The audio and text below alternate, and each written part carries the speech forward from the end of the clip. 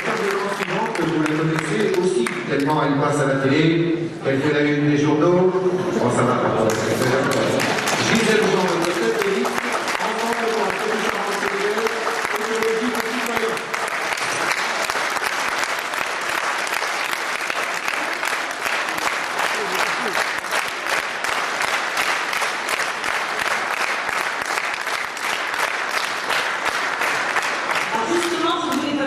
Par la tête de liste régionale, je suis le numéro 2 de la personne de la Vienne, je suis le numéro 2 de la Vienne, je suis le numéro 2 de la Vienne et je suis la candidate rurale, c'est-à-dire que je défends la ruralité, j'habite une petite commune rurale et je voudrais avoir une pensée pour ceux de Pau qui se sont déplacés ce soir et ceux de Boué, et en particulier Robert Long, qui est là dans la salle.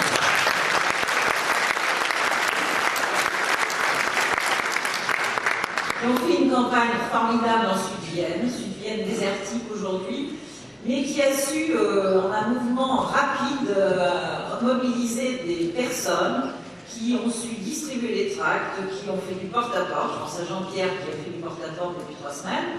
Et puis il y a tous les camarades qui sont venus à la foire des Émeraudes et qui ont découvert ou redécouvert le monde rural. Et comme tu l'as dit, à la fois une très grande richesse et aussi une très grande pauvreté. Alors, ce monde rural, il a été assez peu porté dans la campagne, j'y reviendrai, il est assez peu porté aujourd'hui par la région, mais je voudrais d'abord remercier non seulement tous les collègues, mais les JC, je veux dire un JC qui colle pas, c'est pas tout à fait un JC, hein. Un vieux camarade qui colle pas, c'est pas tout à fait un vieux camarade. Je voudrais remercier tous les Yves en bloc, parce que Yves, le directeur de campagne, Yves, mon coach et conjoint, et Yves Jamin, qui m'a supporté plus d'une fois pendant la campagne. Encore plus que les deux, je le dis.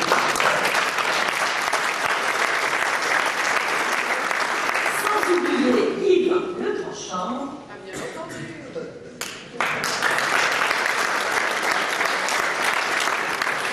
qui a finalement été le plus téméraire de nous tous, même si c'est souvent les femmes qui sont téméraires. Je dois avouer que Yves a été beaucoup plus que on peut lui accorder cela. Donc je voudrais dire que, bon alors là je vais parler comme tête de liste, hein. On me pose beaucoup de questions et on me pose beaucoup de questions que nous ne nous posons pas. En particulier, qu'est-ce que vous allez faire avec vos 5% au second tour? Donc vous savez déjà que nous avons 5% inutile d'aller voter dimanche, nous les avons, donc nous serons remboursés pour faire un gagner.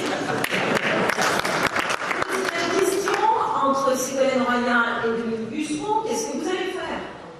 Et si vous avez regardé le 7 à Poitiers, vous savez déjà tous que nous allons voter ou pour Dominique Bussereau ou pour Ségolène Royal, et jamais pour des idées. Donc la façon dont la campagne a été posée en Poitou-Charentes est exemplaire d'une autre politique. Et je crois que ce que viennent de dire, ou ce que viennent de dire tous nos camarades avant moi, c'est qu'effectivement nous avons décidé de faire de la politique. Et cela gêne. Cela gêne beaucoup à Poitiers, cela gêne beaucoup en Poitou-Charentes. Et je veux vous donner juste une toute petite preuve que nous gênons beaucoup. Vous le savez, nous n'avons pas eu la presse locale à la Nouvelle République, contrairement à Sud-Ouest, Charentine, ou même la Charentine a fait beaucoup mieux que la Nouvelle République qui a trouvé le moyen de ne passer aucune ligne à noir complet.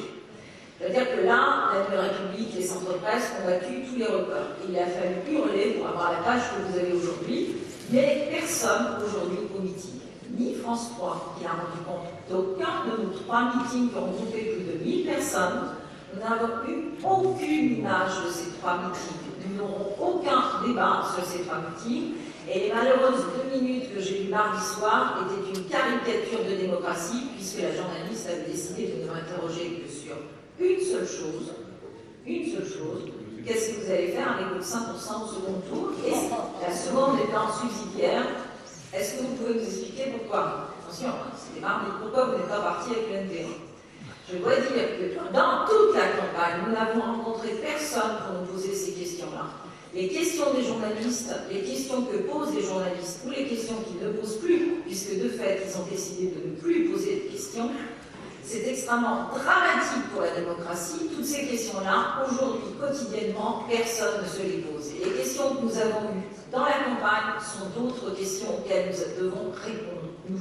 C'est de notre responsabilité, aujourd'hui, tous ici, de répondre à la question de l'emploi, à la question de la crise économique que développera tout à l'heure Francis. Mais je dois avouer qu'il y a un décalage énorme aujourd'hui avec ce que nous, on veut nous faire croire, on veut nous faire réfléchir sur du rien du tout. Nous avons décidé de faire autrement et autre chose.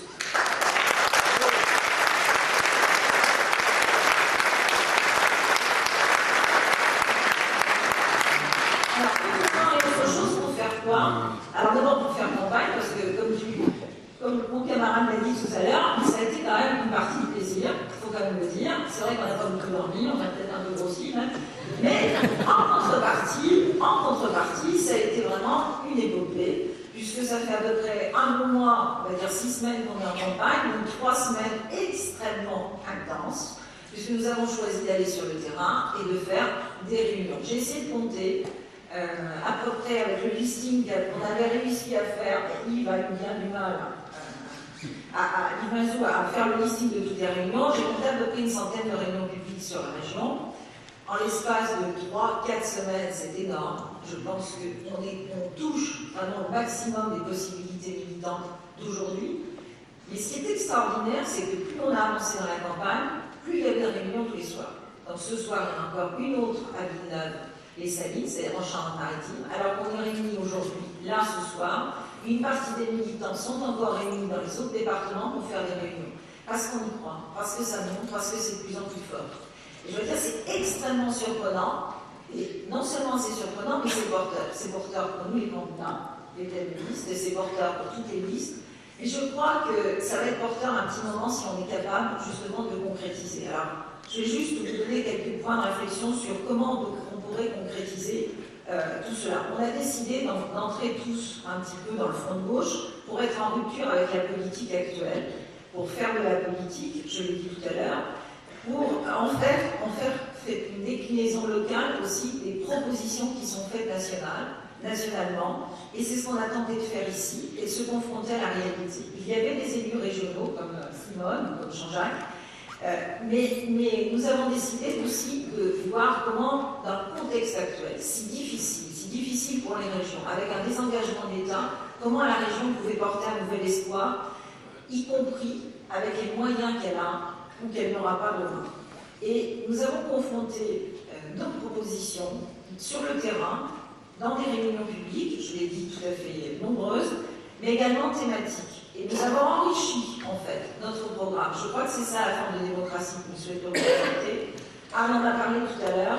On essaie, en fait, de faire participer, on ne dit pas le citoyen, on dit vous, on dit les personnes engagées, on dit aussi les personnes qui ont quelque chose à dire, et puis celles qui veulent bien se déplacer un samedi après-midi ou un soir, ou ceux qui veulent bien accepter de discuter avec nous sur les marchés, ceux qui n'ont pas peur de rencontrer le front de gauche, ceux qui font partie d'associations qui nous ont demandé des rendez-vous de plus en plus nombreux. Je dois avouer qu'on a eu un peu de mal si on est dans la salle, on vous répondra demain. Je pense que demain, on va répondre aux 10 ou 15 associations qui restent en plan jusqu'à aujourd'hui.